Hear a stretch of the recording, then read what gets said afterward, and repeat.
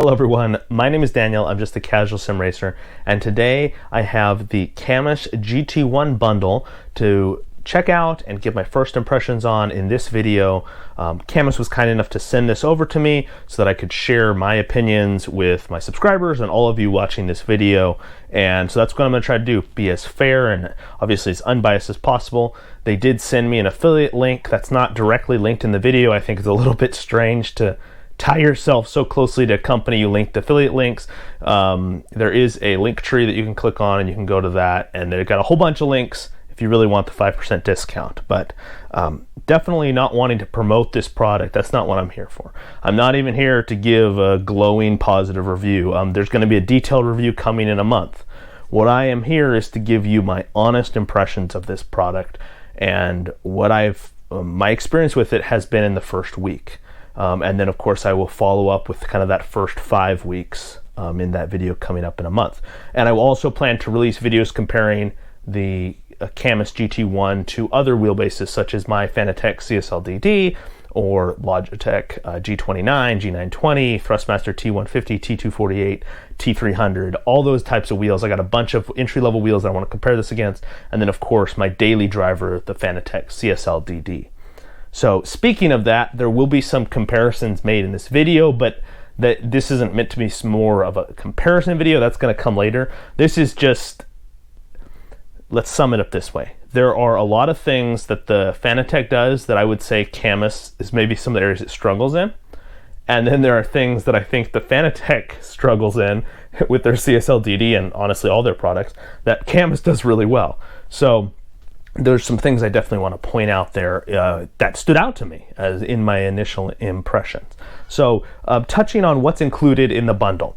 So this bundle comes with the 15 Newton meter direct drive wheelbase here. It is big, it is heavy, it is not for a light sim racing rig, so you need to take that into consideration. It comes with a button plate. I switched out the wheel rim here. It came with this round wheel rim, great for road cars, certain race cars, and so I switched that out, and I of course added a quick release here so I can kind of have a road course or a road car experience, a GT Formula experience, and then I have my vintage wheel here. So what you're getting is pretty good. It's a nice little bundle set. It's less than, let's say we look at the Fanatec CSL-DD bundle set, which includes also pedals. Which is something that I think is interesting, especially when, I think one of the things let's touch on right now is pricing. This is $650 plus shipping. If you're in the United States, I believe if you just want the base by itself, I think they have free shipping right now. Check out their website for that if you're interested. But either way, it's $650 plus shipping. And with Fanatec CSL-DD, you can get, yeah, I get it, it's 5 Newton meters, but you're also getting pedals, you're getting a steering wheel. $400. That's a $150 price difference, and Cammus can be, depending on whether they have stock in the United States or not, extremely expensive to get shipping, or even certain parts of the world. Obviously, Asia is a lot cheaper there for shipping, but yeah, it's definitely something to consider. And so it's one of those things where I feel like, how is Cammus positioning themselves in the market, and how are they making themselves stand out? Well, price. Maybe when they first entered, it was kind of revolutionary, but to me, the market has changed. Moza has really pushed Fanatec, and they're in a little bit of a price war, and even Cammus released now their 5 Newton meter wheelbase, and I think that is pushing prices down, and I think Cammus needs to make a decision regarding what they want to do with the GT1. In my opinion, this is my opinion, I think $450 for the bundle, perhaps $500 including shipping to most of the world. That's a pretty impressive. Now you're starting to be in a pretty good position, because for the Fanatec CSL-DD bundle, it's $500 if you want the boost pack as well. And of course it still includes pedals, but at least now you're being more in the range. And let's get into perhaps the forced feedback here and comparisons, because the 15 Newton meters of this wheelbase allow it as many strong wheelbases do. So I've driven a Semi-Cube Pro and I've driven with a VRS direct drive wheelbase. They give you the ability to have more detail even when going through a high load corner. Whereas with a weaker wheelbase, you might just feel the forces and that detail. Maybe you go over a curb or bumps in the road, the texture starts to, you start to lose some of that. With the GT1, you still have that built in. And I do want to say that's something that is inherent with stronger wheelbases though. And unfortunately for the GT1, when you compare it to my CSL-DD, with the 5 Newton meter version of it, it is probably a slight advantage for the CSL-DD. It's pretty close, but when you get to the 8 Newton meter version, for sure, lower speed corners where you don't need that extra grunt, there's a clear definition in terms of the force feedback detail between the Cammus wheel and the Fanatec CSL-DD. And so that's something to consider, because I know a lot of us are really big into force feedback. Now, this is not bad wheel. Like, this thing will obliterate any Logitech G920. This will obliterate the T300, just to be straight up honest. This is a much better wheel. It's a direct drive wheelbase, right? So it's much better, much more detailed than any of those. But when you're putting it head against one of the best in terms of detail, I mean, that's a lot of people share this opinion with me, it just comes up a little bit short. Now, I will say I was pleasantly surprised, not just with the detail that it does provide, but the strength of the wheelbase, and also, like, for example, yeah, Assetto Corsa, Automobilista 2, Assetto Corsa Competizione, those games, yeah, you can kind of notice it more. But I actually also tested it with Formula 1 2023, and then, I mean, the force feedback in that game is not as spectacular, I would say. It's still decent, but it's almost indistinguishable. And actually, I would say the Cammus does a better job, or at least just as good a job, at delivering forces. So if you're like into that type of game, maybe more Simcade titles, I think the force feedback experience could have an advantage with the strength.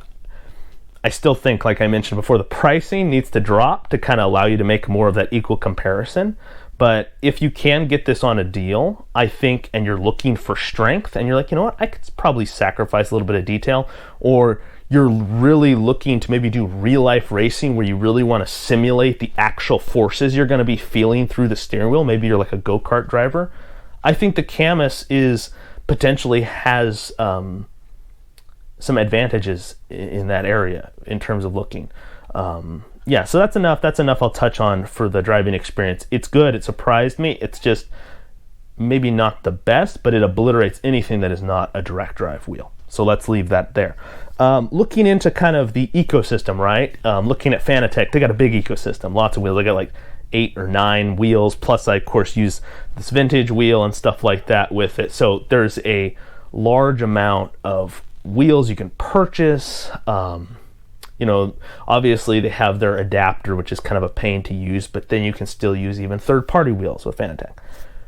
Cammus is lacking in their in-house ecosystem, but they don't lock you out in terms of you can use any wheel with this directly right on here.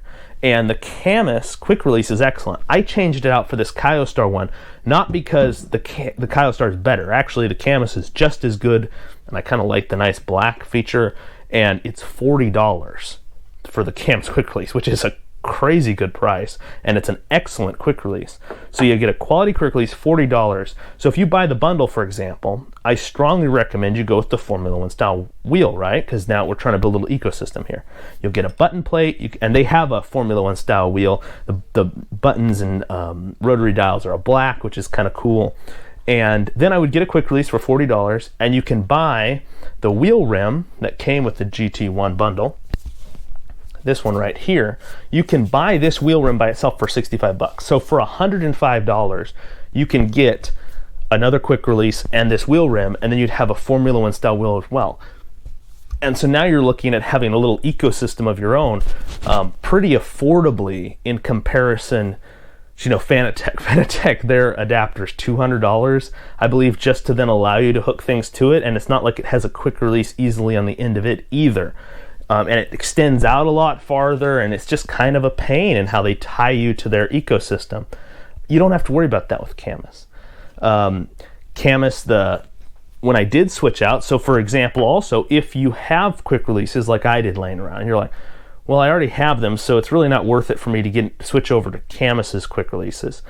Well, then I'll let you know, you can actually unscrew, and for most of these very common type quick releases, similar to Moza, similar to SimMagic, and even used in real world racing applications, this quick release, you can just unscrew this and replace the pins, and then take the correct adapter, because it was slightly different for my Kyostar than the one that came with Cammus, switch that out and switch the connectors here as well. And now I suddenly, of course, can use this button plate, and then of course all my other wheels now that are the Kyostar quick release can clip on. So that's another thing that's really cool, is that they have not gone out of their way to prevent you from doing a little bit of DIY stuff with the wheelbase, and that's awesome. I wish more wheel manufacturers in the sim racing space were open to that, and that's cool. I definitely think that's really good. Unfortunately, I would say, looking at the ecosystem, the downside is they only have, like, it's $200 by themselves to get like either the Formula One or the round rim wheels if you want the button plate. They have a drift rim. It's 13 inches, I think, around 14 inches. It's a little bigger. That one's also, I think, $65, $70, but that's about it. There's not a lot of wheel rims they're developing themselves. Obviously, you could buy like Moza's KS Formula rim, and you could hook it on and run a wire and use Moza's adapter and expand. Or you could buy, a wheel from GSI or Cube Controls, and that would work. You just have to run the USB cord. I think it would be really cool if Cammus looked into developing a Formula One wheel. I know that's a huge popularity right now. It's a big market, with a screen of some sort, and I think that would be a really good move for them to help expand their ecosystem. And also, speaking of that, I also think that attaching an adapter, some sort of hub that you could clip on perhaps, or attach or buy, that had a USB port. So if, let's say, you buy a Cube Controls steering wheel, you could run the USB directly there instead of having to run it out to your computer. Obviously, that's going to take a lot more work than certain other things they can do perhaps, but it's something that I think Cammus should look into, because right now I like the fact they don't lock you out. I like the fact you can DIY the, add your own quick release system, but it hurts that they don't have a large selection of wheels and things like that. Yeah, and so I guess the next thing is, we do see though that they've released now the Cammus 5 Newton meter wheelbase, and I know a lot of people were worried about Cammus. Are they going to be legitimately in the market? It's been a couple years now. They're releasing new products, and they seem to have a little bit of support. It's available and very helpful, but it's not a huge team from what I can tell. The community isn't that big, at least outside of Asia. And it's interesting because I was going into like Discord and Facebook communities and things like that, and there wasn't a lot of activity in comparison to Fanatec or like Moza. So it's interesting. I think that's an area that they could help to potentially grow, make maybe some more activities, have some more moderators and stuff like that, to encourage some community aspect. And I'm going to try to post some of my force feedback settings and things like that to hopefully allow that, because that was kind of difficult to find setups, good force feedback settings to start with, and then go from there, because like going from scratch, I might end up going the wrong direction. I wanted to make sure I was having a good experience with this wheelbase, an honest experience with its potential. And of course, I'm going to continue to try to refine it and dial it in as best I can over the next month in time for for the review. But yeah, I mean, there are the software, for example, that's really good. It's simple, it's nothing flashy, but totally worked fine in my opinion. Another thing that I liked is the compatibility. I mentioned I tested this wheel with Formula One 2023. Worked just fine. It was a really good experience. So I also think that actually surprised me. I thought there might be some compatibility issues with games. Obviously, the first 4 games I tried this week, I raced it 4 different times this week for a couple hours each, and no issues whatsoever. So easy to set up in Formula One 2023. Easy to set up Assetto Corsa Competizione, Assetto Corsa, and Automobilista 2. So I'm going to test more games like iRacing and R Factor 2 and see if I run into anything. But generally compatibility looks good, which that surprised me a bit, and that's good. I mean, obviously I don't think it stands out super well, because one thing to be clear, this is only PC compatible. If you're looking at the Fanatec, remember, for 400, that also gets Xbox compatibility if you have the right wheel rim. And if you're looking at, you know, you spend a bit more, but around the same price as what this bundle gets, you can get PlayStation compatibility, that then also with the Fanatec GT And then if you also get a Xbox wheel rim, you can actually have all three on the one unit. And so that, to me, is another area that, yes, it's nice there's compatibility, there's nice the software works well, but at the end of the day, it's still not compatible with consoles. So Fanatec, cheaper, you know, it's hard. How is this standing out from the crowd? And like I mentioned, let's touch on quality. Overall, this wheelbase is solid. It's just right now, it's a mid-range wheelbase. It's a mid-range wheelbase with the benefit it offers, and the unique feature it offers is it has more strength and sacrifices just a little bit of detail. And that's a trade-off, and I think that's a great option to have on the market, like I mentioned, especially for people that maybe want to experience more realistic forces, such as someone who wants to do more practice for kart racing or something like that. So it's great to have something like this on the market. I don't have an issue with that, but at the same time, it's a mid-range product.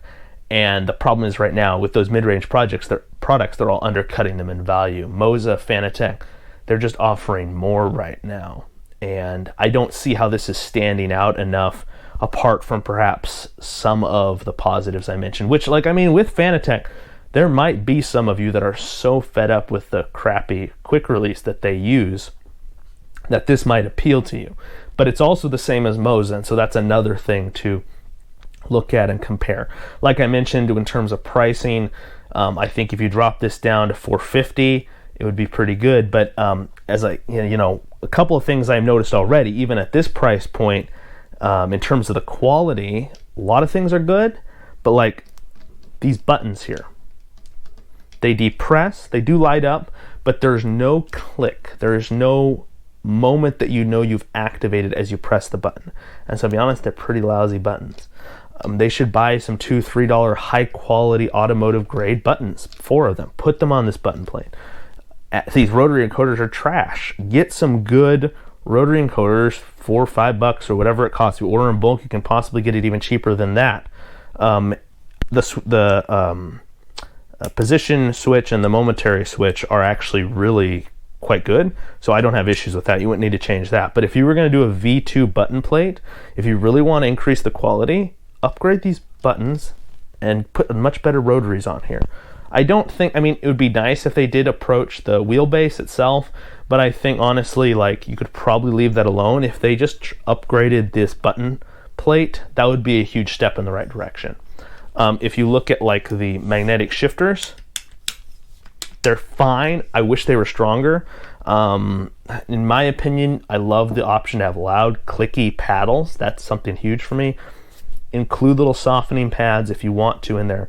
But I think they need to include another magnet, because it's just, these are honestly the worst magnetic paddle shifters I've ever used. They're still decent. They work just fine, but the click is not great.